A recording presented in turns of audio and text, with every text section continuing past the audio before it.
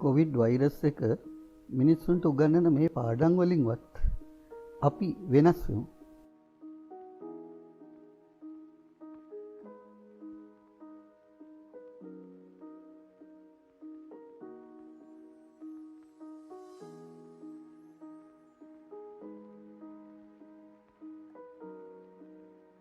ස්වභාවික පරිසරයට හානි වෙන්නේ නැතුව භාණ්ඩ හා සේවා පවත්වාගෙන යන්න ඕන කරන මාර්ගෝපදේශනය හා ප්‍රතිපත්ති අනුගමනය කිරීම තමයි හරිත සංකල්පය කියලා කියන්නේ.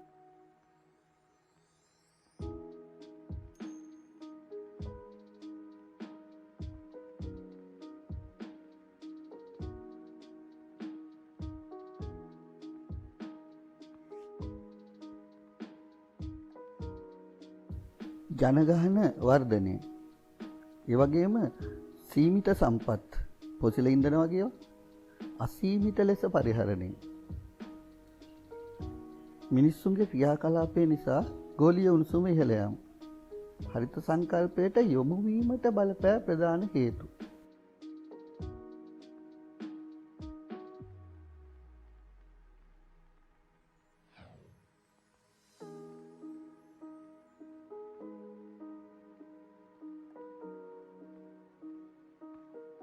මිනිස්සු පටන් ගත්තා හරිත සංකල්පයට අනුව ගොඩනැගිලි පවා නිර්මාණය කරන්න. ජර්මන් පාර්ලිමේන්තු ගොඩනැගිල්ල, චීන බීජිං ක්‍රීඩා සංකීර්ණය, ඇමරිකාවේ වියානා එල්මෝස් උසාවි සංකීර්ණය, ඕස්ට්‍රේලියාවේ K2 නිවාස ව්‍යාපෘතිය, ඇමරිකාවේ බඩ් ක්ලාක් කොමන්ස් නිවාස සංකීර්ණය මේ වයින් කීපයක්.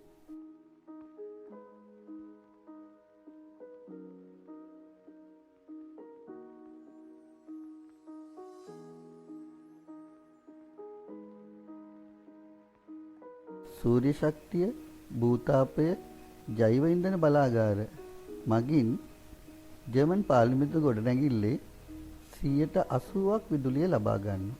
මේ හින්දා කාබන් ඩයොක්සයිඩ් විමෝචනයේ ටොන් 7000 ඉඳන් 1000 දක්වා අඩු කරගෙන තියෙනවා. බලන්න ස්වභාවික වාතන ක්‍රමය. ඒ සඳහා යන විදුලිය සම්පූර්ණයෙන්ම නවතිනවා.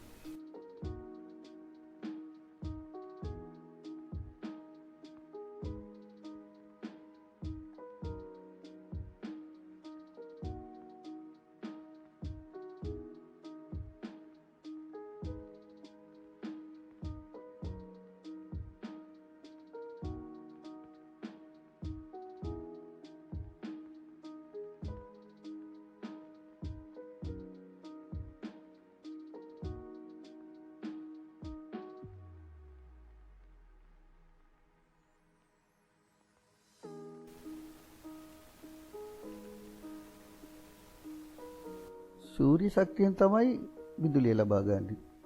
ඒ වගේම වැහි ජලය එක්රැස් කළා තමයි භාවිතයට ගන්න.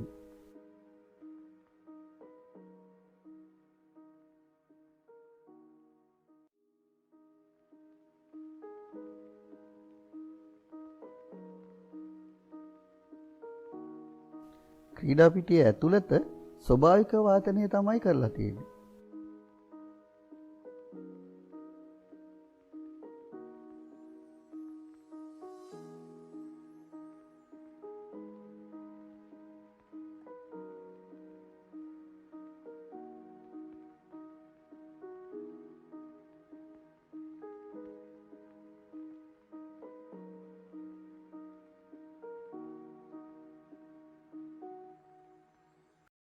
මෝස් උසාවි සංකීර්ණයේ කැසිකිලි වල විශේෂත්වය තමයි වතුර නැහැ.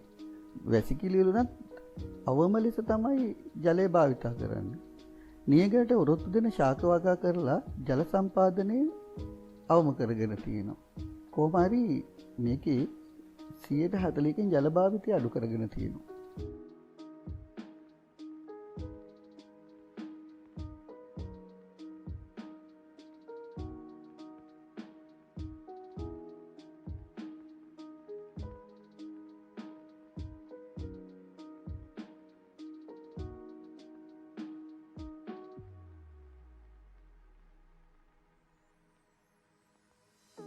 ඕස්ට්‍රේලියාවේ K2 නිවාස සංකීර්ණයේ හුඟක් දේවල් කරලා තියෙන්නේ සූර්ය බල ශක්තිය, ජලතාපක භාවිතය, විදුලිය නිපදවා ගැනීම, මේ වගේ දේවල්. ඒ වගේම ඇතුළත දැව ප්‍රතිචක්‍රීකරණය කරපු ඒවා. නැවත හදාගත්ත ඒවා. මේ නිසා විදුලිය සහ ජලය ඉතා හොඳින් පිරිමසා ගැනීමට පුළුවන් වෙලා තියෙනවා.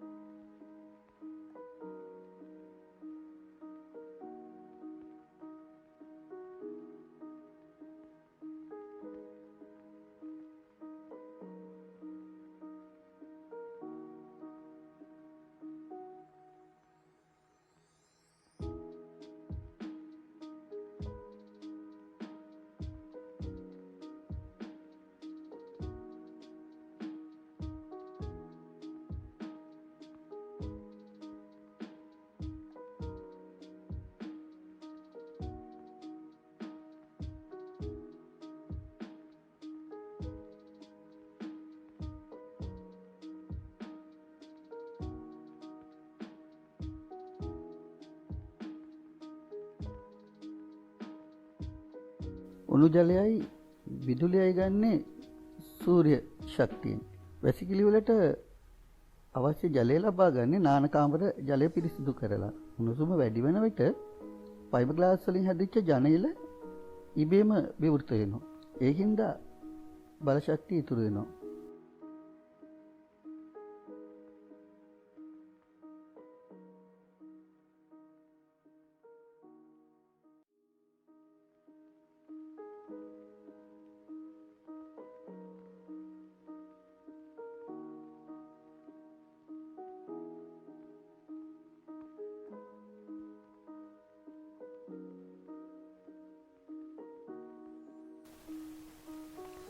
මිනිස්සු නිර්මාණය කරපු කෘෂිකාර්මික පරිසර, කාර්මික පරිසර, ඒ වගේම නාගරික ජනාවාස පරිසර තමයි කෘත්‍රිම පරිසරයට අයිති වෙන්නේ.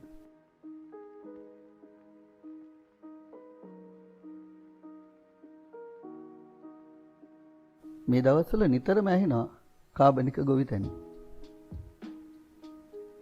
කෘෂිකාර්මික පරිසරයේ යහපැවැත්ම, පාංශු ජීවීන්ගේ ක්‍රියාකාරීත්වය, පසේ ජෛව විවිධත්වය, එවැගේම ජීව විද්‍යාත්මක චක්‍ර වැඩි දියුණු කරන නිෂ්පාදන ක්‍රියාවලියට තමයි කියන්නේ කාබනික ගොවිතැන කියලා.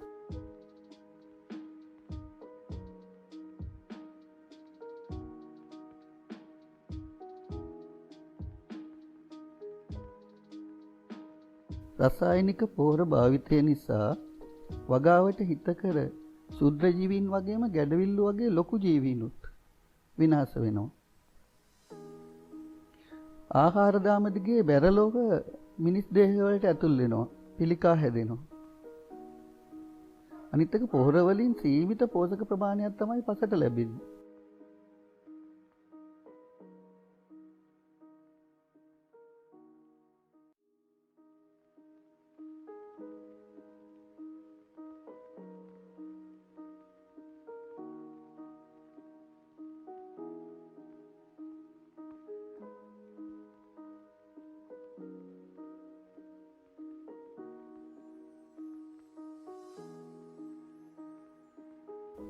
කොම්පෝස් පොහොර හදන්නේ ශාක හා සත්ව කොටස් ශුද්ධ ජීවීන් වගේ වියෝජනයට ලක් කරලා.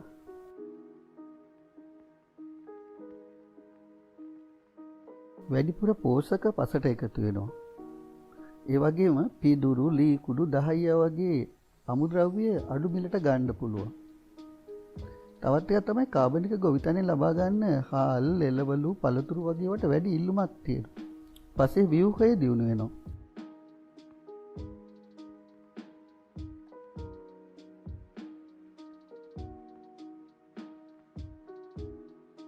දැනට පලිපෝද පාලනය සඳහා යොදාගන්න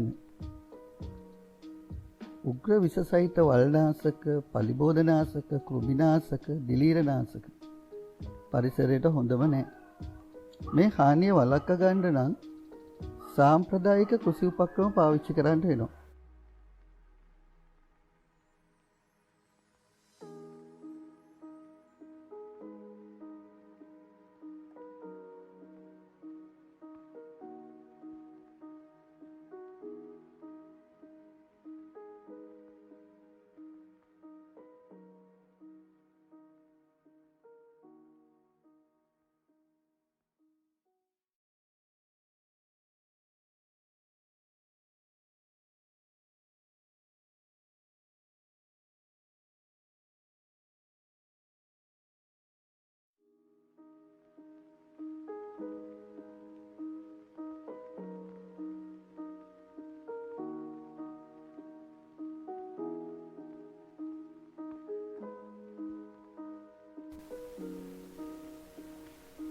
වගාබිම් වල තනින් තන පොල් පිටි හිටවුවාම පොල් පිටේ වහන කුරුල්ලෝ වටේම ඉන්න කුමින් ආහාරයට ගන්නවා.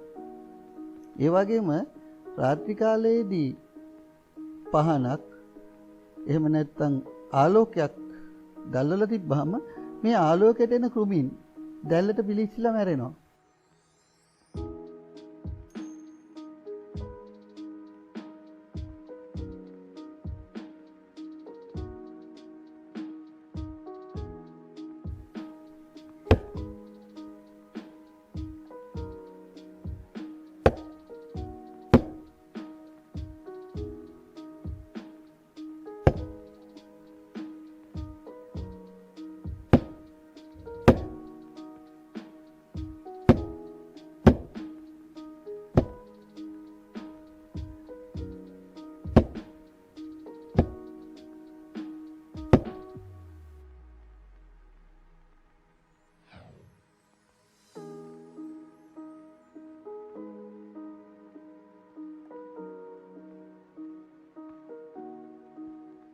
දහස් පෙතියා මල් කොහොඹයට පැංගිරි යොදා ගන්න පුළුවන්. ඒ වගේම වගාබිමේ ජලය පුරවලා පලිබෝධ විනාශ කරන්නත් පුළුවන්. වගාබිමෙන් ජලය ඉවත් කරලා පලිබෝධ විනාශ කරන්නත් පුළුවන්.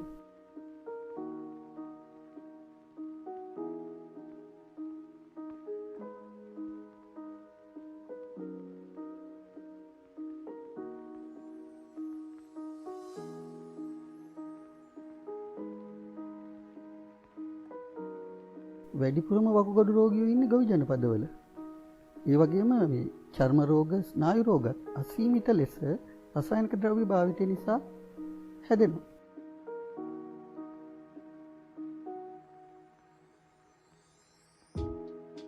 ගඟක්, ඔයක් හරස් කරලා එහෙම නැත්නම් පහත් බිම් ප්‍රදේශ වටා බැමි බැඳලා වර්ෂා ජලය වසර පුරා ප්‍රයෝජනට ගැනීමට තමයි වැව් හදලා තියෙන්නේ.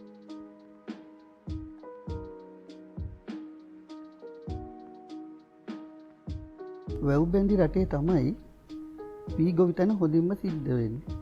ඒ කියන්නේ වැව් වල ජලය තමයි කෘෂිකර්මාන්තයට භාවිතා කරන්නේ.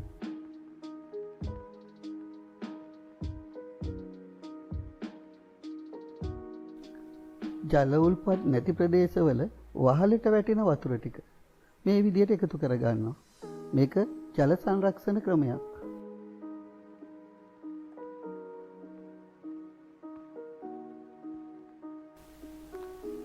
ජල නල වලින් බෙදා හරින ජලය පැලවල මුල් වලට පමණක් ලැබෙන්නට සලස්වන ක්‍රමයක්.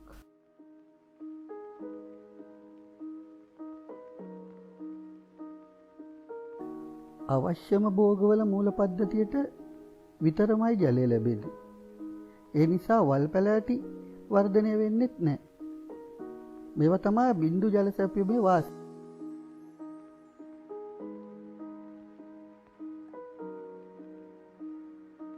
භූමියේ භාවිතය හා සංවර්ධනය කළමනාකරණය තමයි භූමි කළමනාකරණය කියන්නේ.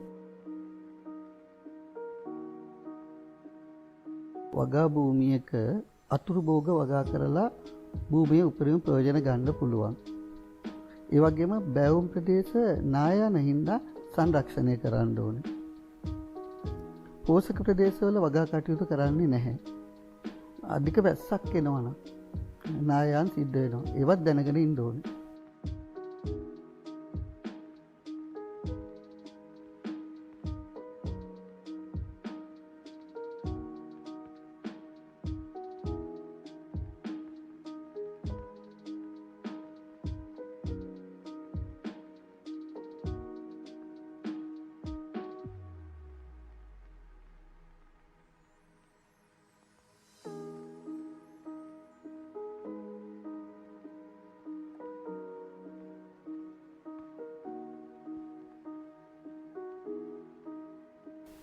වගා බිමක එක ප්‍රධාන භෝගයක් වගා කරන ගමන් තවත් භෝග කීපයක් ඒ ආශ්‍රිතව වගා කිරීම මිශ්‍ර භෝග වගාව.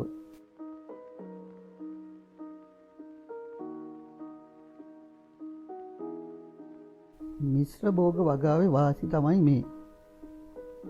තුලනාත්මකව පසෙන් පෝෂක ලබා ගන්න. භෝග කීපයක් තියෙන නිසා වල් පැලෑටි වර්ධනය වෙන්නෙත් නැහැ. කුමි පලිබෝධක හානියත් අවමයි. අහිතකර කාලගුණ තත්ත්වයටත් ඔරොත්තු දෙනවා. ශාකවට හැදෙන රෝගත් අඩුයි.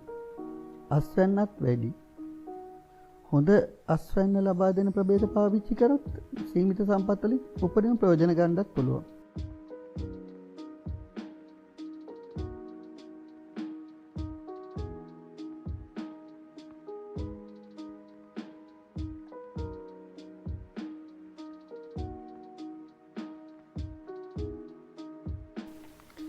එකම භූමියේ කන්නෙන් කන්නට එක එක භෝග වගා කිරීම ශස්‍ය මාරු ක්‍රමය. එක වතාවක් කුඹුරේ වී වගා කරනවා.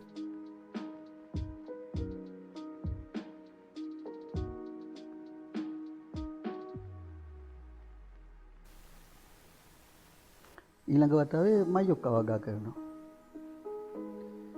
මේ විදිහට විවිධ භෝග වගා කිරීම නිසා පසේ හැම ස්තරයකම අඩංගු පෝෂක ලබා ගන්නවා.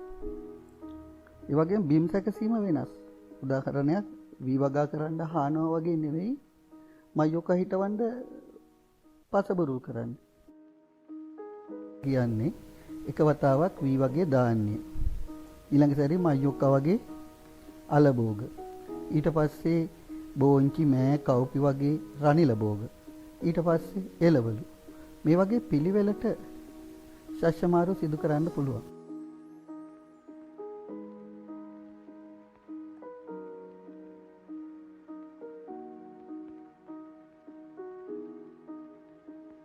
නියගයට ඔරොත්තු දෙන පලිබෝධ හානිවලට ප්‍රතිරෝධී පෝෂණය ගුණය වැඩි රසය වැඩි නව ප්‍රභේද ජෛව තාක්ෂණයෙන් හඳුන්වලා දීලා තියෙනවා.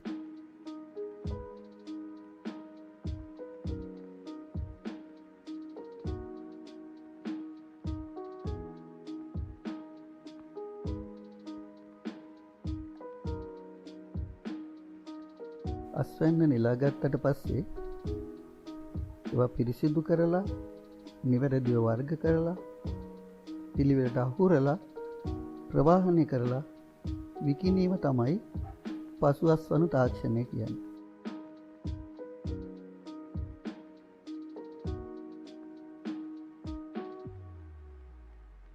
ලංකාවේ මොන තරම් එළවලු පළතුරු ප්‍රමාණයක් දවසකට අපතේ යනවාද? නිෂ්පාදකයාටයි වෙළෙන්දටයි ලැබෙන ආදායම අඩු වෙනවා. ඒ වගේම නිෂ්පාදන මිලත් ඉහළ යනවා. මිනිස්සුන්ට උසස් මට්ටමේ ආහාර පරිභෝජනයට අවස්ථාවක් නැති වෙනවා. තැලිච්ච කුණු වෙච්ච තමයි කන්න වෙන්නේ.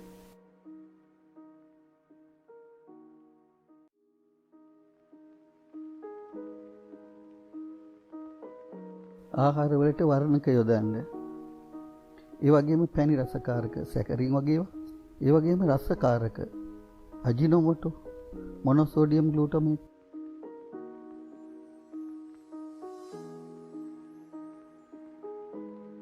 සබන් සැම්පු ශාලක ඩිටර්ජන්ට් ෆීනෝල් මේවා පිරිසිදු කරන්න ගන්න සෝදන කාරක.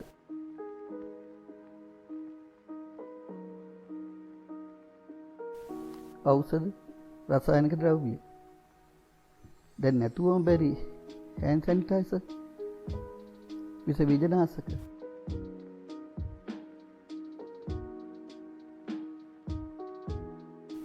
ලස්සන වෙන්න අනෙක් අයගේ ආකර්ෂණය ලබා ගන්න යොදා ගන්න රූපලාවන්‍ය ද්‍රව්‍ය මේවත් රසායන ද්‍රව්‍ය.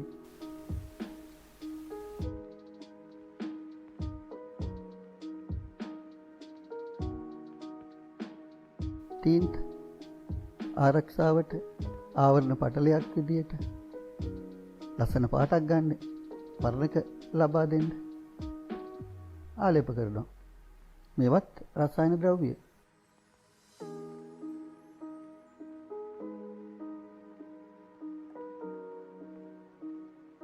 පරිසරයේ ඉතා දිගු කාලයක් රැඳී තිබීම.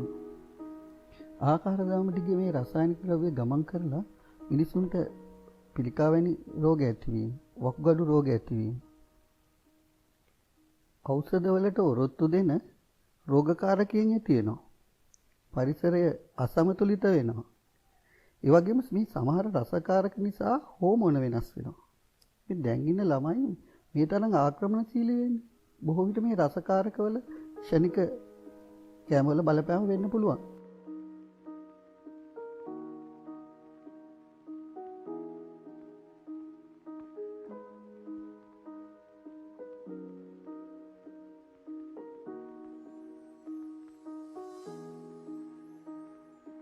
රසායනික ද්‍රව්‍ය භාවිතය අවම කරන්න නම් ස්වභාවික ආදේශ පාවිච්චි කරන්න ඕන. උදාහරණ කෘත්‍රිම රසකාරක වෙනුවට දේශීය කුළුබඩු යොදා ගන්න. පෙරුම් කායන් වගේ විස බීජනාශක මේ දවස්වල දැක්කනේ පෙරුම් කායන් වල තිබ්බ තත්ත්වය කොරෝනා කාලේ. පිළිකාකාරක රස දියදඟු ක්‍රීම් වර්ග වෙනුවට දේශීය ස්වභාවික ඖෂධ භාවිතය කොමාරිකා සඳුන් කොහොඹ වගේ.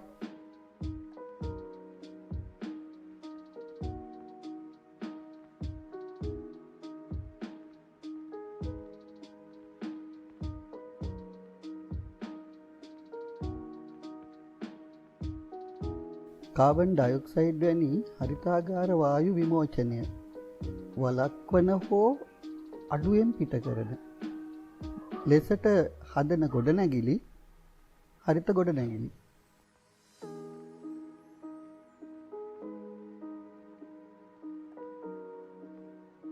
හරිත ගොඩනැගිලි නිර්මාණයේදී මෙන්න මේ මූලික කරුණු ගැන සැලකිලිමත් වෙනවා.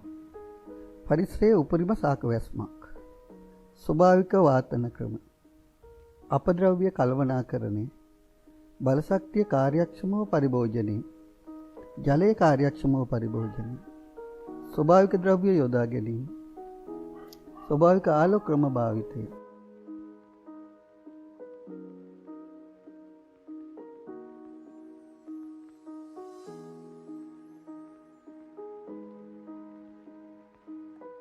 හරිත සංකල්ප ගොඩනැගිලි නිර්මාණය කරද්දී වහලට සාකවැස්මක් තිබුණොත් ඇතුළේ තාපය අඩු වෙනවා. සූර්ය කෝෂ මගින් විදුලිය ලබා ගන්නවා. සූර්ය ජලතාපක මගින් නාන කාමරවලට අවශ්‍ය උණු ජලය ලබා ගන්නවා.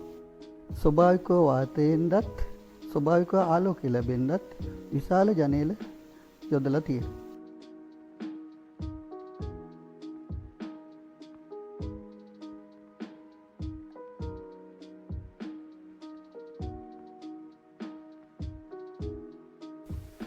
ඉන්ධන දහනය කරලා වායුගෝලයට කාබන් ඩයොක්සයිඩ්, නයිට්‍රජන් ඩයොක්සයිඩ් වගේ වායු පිට කරන්නේ නැතුව සිදු කරන ප්‍රවාහන ක්‍රම හරිත ප්‍රවාහන.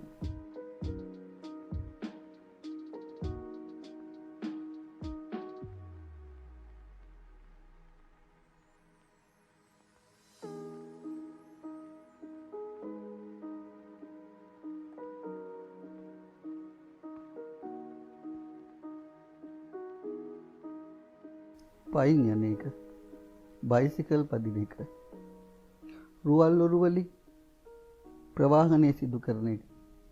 මේවා සම්පූර්ණයෙන්ම හරිත ප්‍රවාහන ක්‍රම.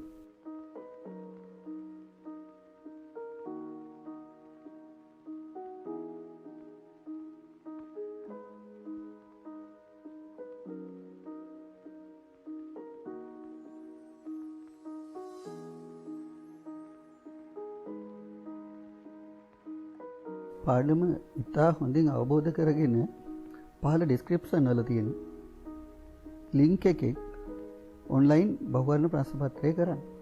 ප්‍රශ්න 25යි ලකුණු 100යි.